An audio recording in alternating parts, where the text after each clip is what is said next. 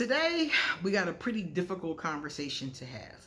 So, for those of you out there that are in a relationship, this is going to be for you, okay? Some of you, a lot of you, too many of you, but not all of you, your partner is ruining your life. I'm going to keep it a bean, okay? Your partner is ruining your life. I don't care if it's your husband, your wife, your girlfriend, your side joint, whatever. Your partner, whatever you want to call them, whatever title you've given them, is ruining your life, okay?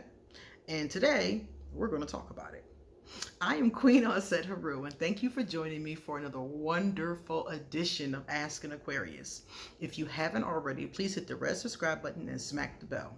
Also, if you like this video, please give it a thumbs up and pass it on to somebody else who might like it too. Please drop us a positive comment in the comment section. Stick around to the end of the video so you can hear the positive comments that I'm going to read.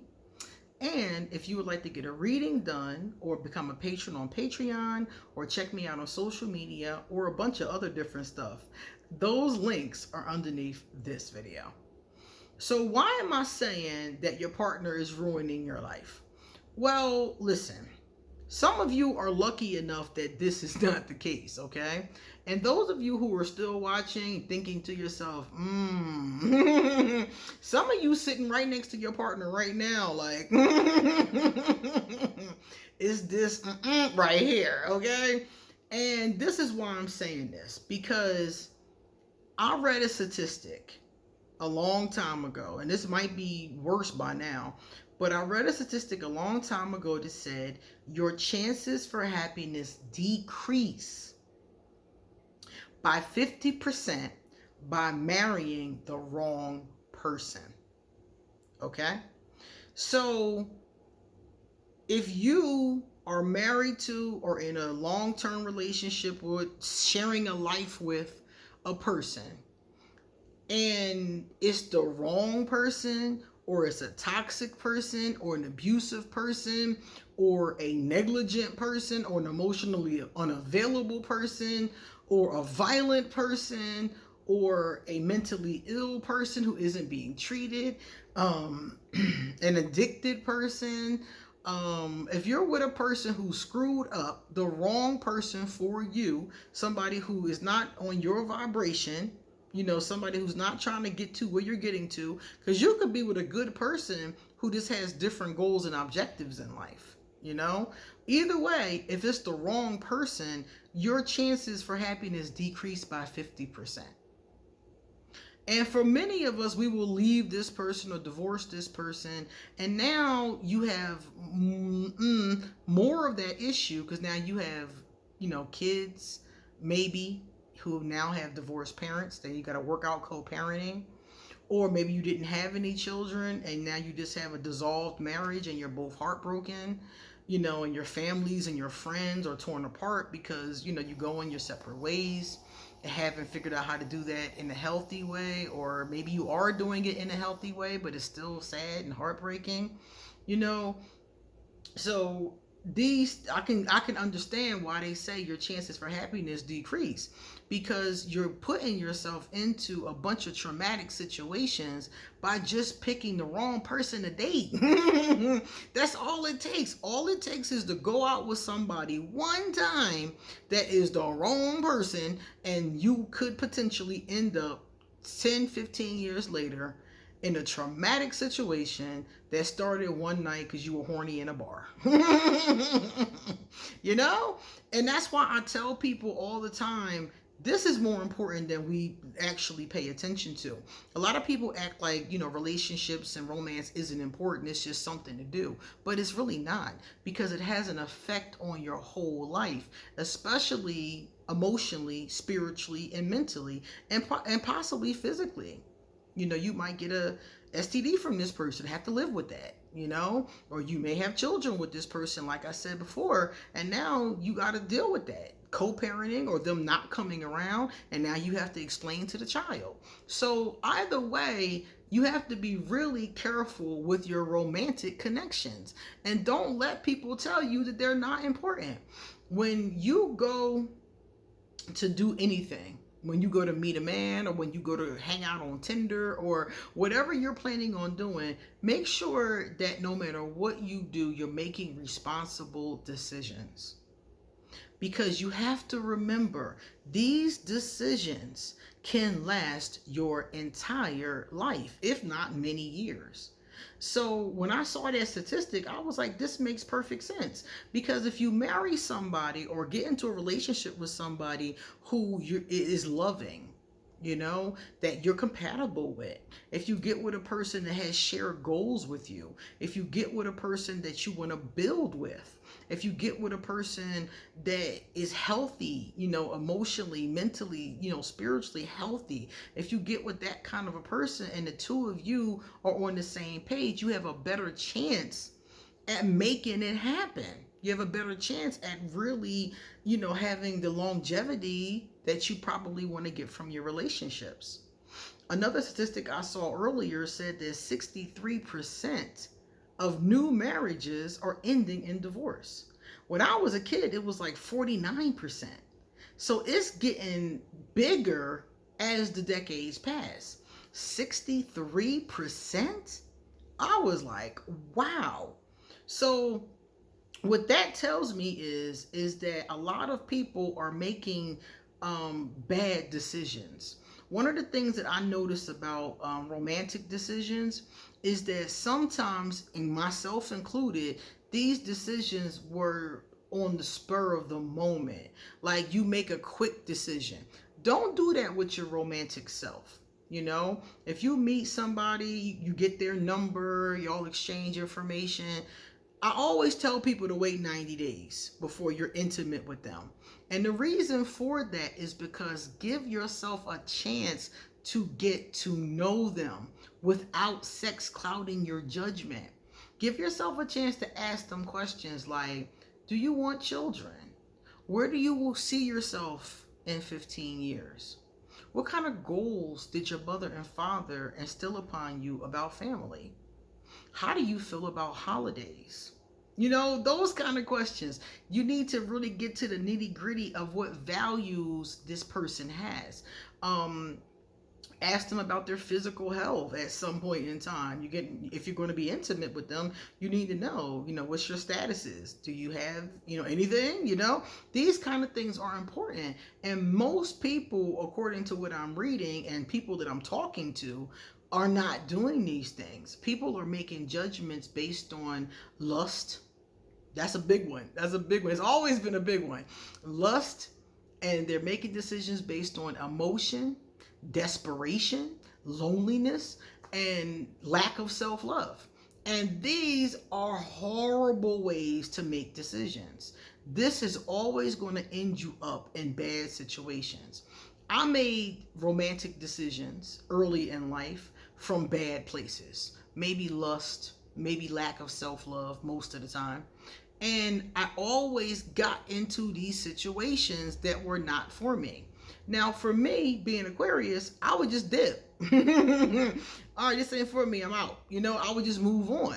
I might go through some changes, in the meantime, but eventually I would just move on.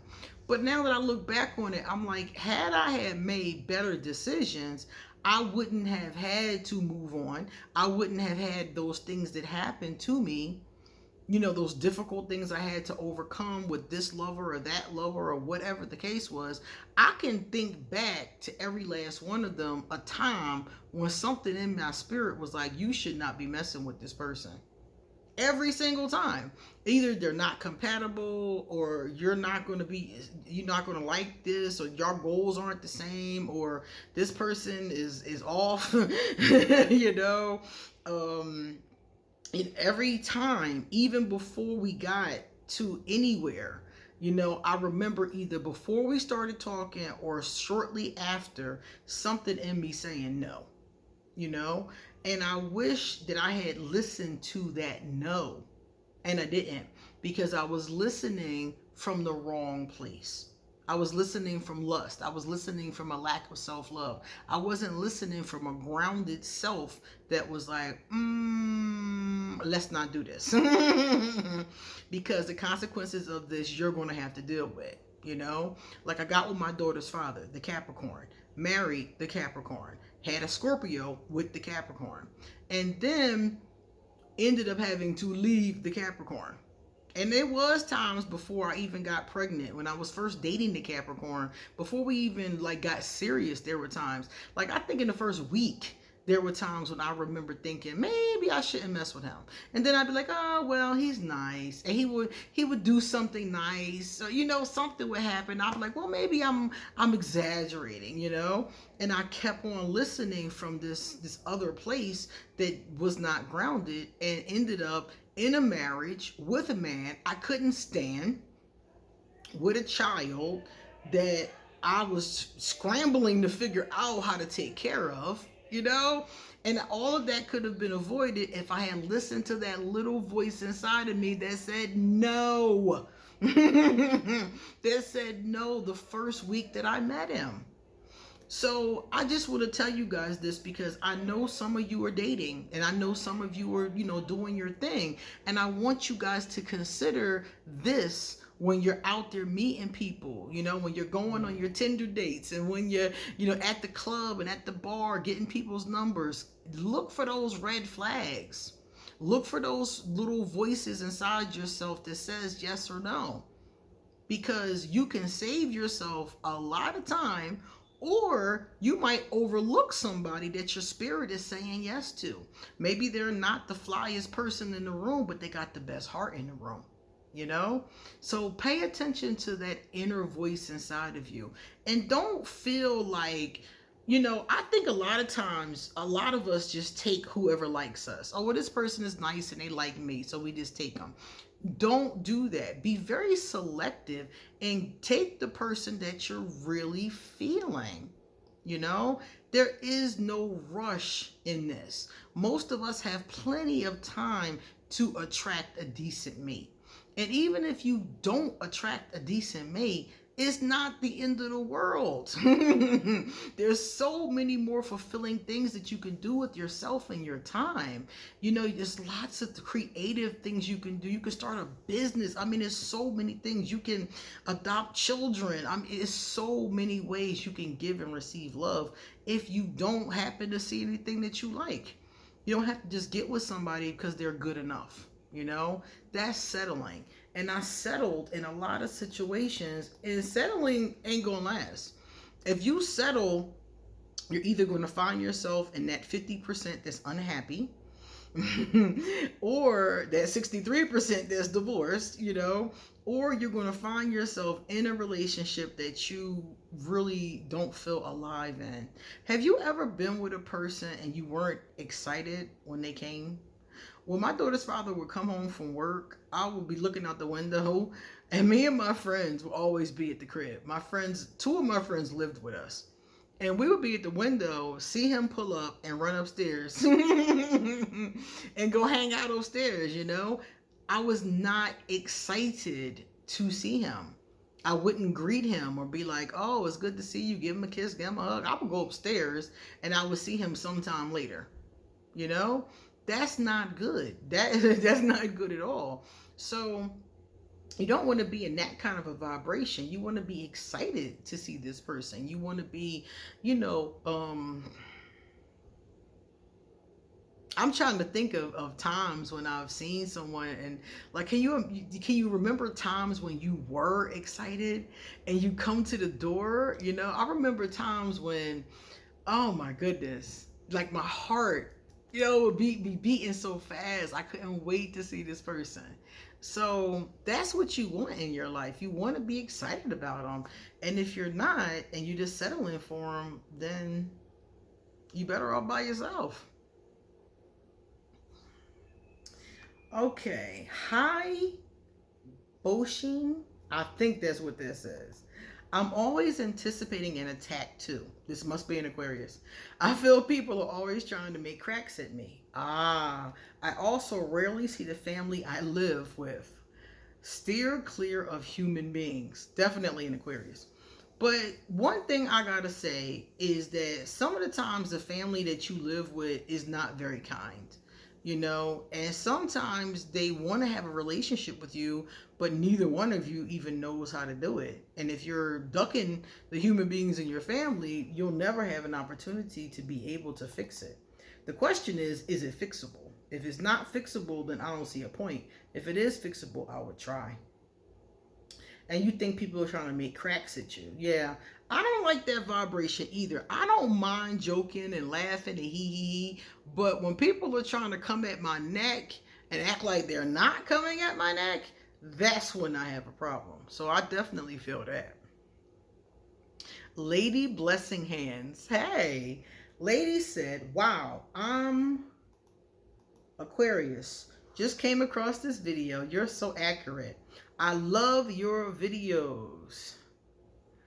Let me see. Okay. And she says she's a Pisces rising. Okay, all right. Oh, no. Okay. I thought she said I'm an Aquarius. She said I'm and nothing else. There's nothing there. It says I'm and then it's underneath it. So she's not an Aquarius. She's a Leo sun, a Scorpio moon, and a Pisces rising. Got it. Leo is cool because Leo is our opposite. So according to the zodiac wheel, your opposite is like your best friend. So I've known a lot of Leos, a lot, and I've gotten along with all of them. I've never had major beef with a Leo, you know, not that stood out to me. If I did, I don't remember it. Growing up, one of my best friends, to this day, she's still my friend. She's a Leo. But yeah, I like Leos. My daughter's a Scorpio. Y'all know I live with a Scorpio. And the Pisces rising.